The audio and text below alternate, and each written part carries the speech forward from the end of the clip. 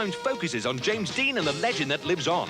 From Man from Man to Shakespeare, life has changed for Paul Jones. Sean Kelly plans to win the Tour de France, and you could win a bicycle made for two.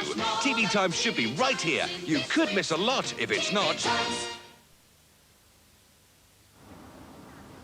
The long crawl home for thousands of commuters tonight as the tube and rail strikes bite harder. In Thames News, we have reports on more strikes in the pipeline, the latest travel update and political reaction, and reliving the Blitz. Join us.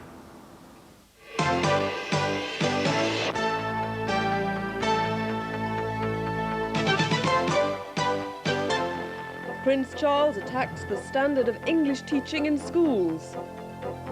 After today's train stoppage, union threatens a one-day strike every week.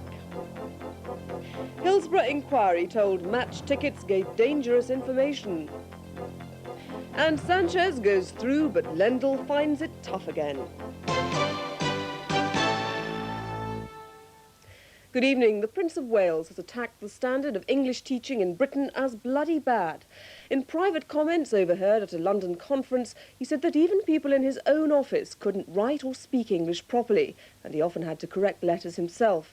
The Prince's words provoked angry protests from the teaching unions. One said he'd be better advised sticking to comments on architecture.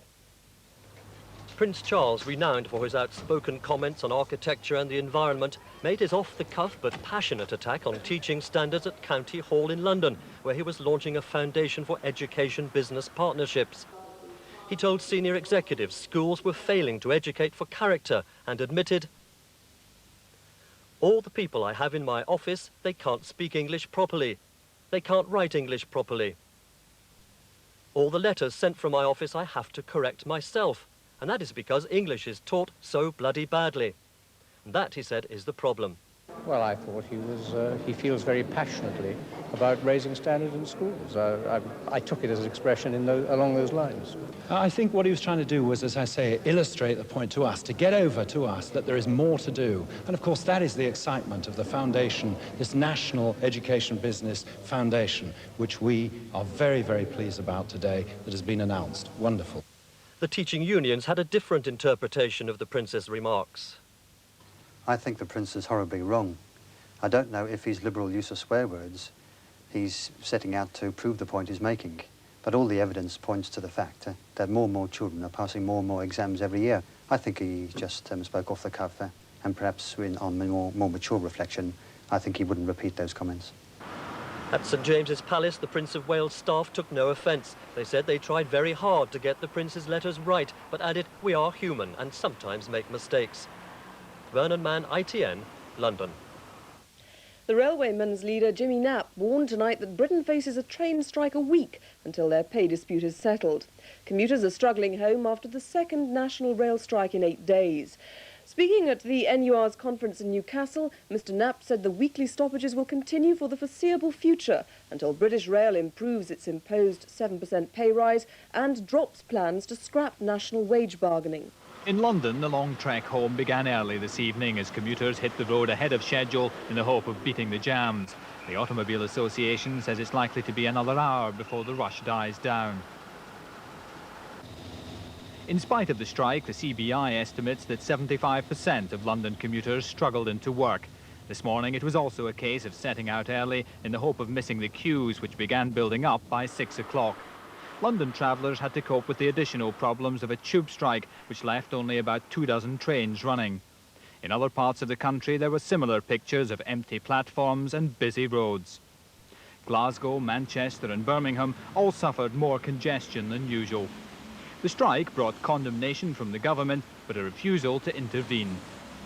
The days when the government used to intervene in industrial disputes were days when we had far more strikes, far more industrial unrest and far more trouble than we do now. I cannot believe that many people want to go back to those old days. But for the travelling public, it's the days to come which don't look good, with the tube drivers belonging to ASLEF voting to strike next Wednesday and the NUR promising more action on the tubes and on the railways. The railwaymen's leader told delegates that the twin issues of pay and the bargaining structure could not be separated. British Rail could not settle on one without the other. He urged the conference to stick to the weekly national one-day strikes and forget about regional action, and hit back at attacks by the government. Prime Minister and Mr. Paul Channon have entered the ring today. And the first thing I would say to them is we've got an industrial dispute with the British Railways Board and the London Underground Management. And we don't need negative interventions from government ministers, even the Prime Minister. Mr. Knapp went walkabout to give encouragement to members on picket duty at the railway station. He told them only a tiny number were defying the strike call. Activists expect formal endorsement of the Strike a Week strategy from the delegate conference tomorrow. Michael Green, ITN, Newcastle. The Hillsborough Disaster Inquiry has heard how tickets to the match contained wrong and thoroughly dangerous information. Counsel to the inquiry said that by following instructions printed on the tickets, fans would converge on overcrowded pens behind the Liverpool goal. And Liverpool's manager Kenny Dalglish today described the situation inside the police control box as chaotic. In his statement to the inquiry, Liverpool manager Kenny Dalglish said he hadn't realised anything was wrong until the game was stopped and the teams left the field. He was asked to go to the police control box next to the Leppings Lane terrace to make an announcement to calm the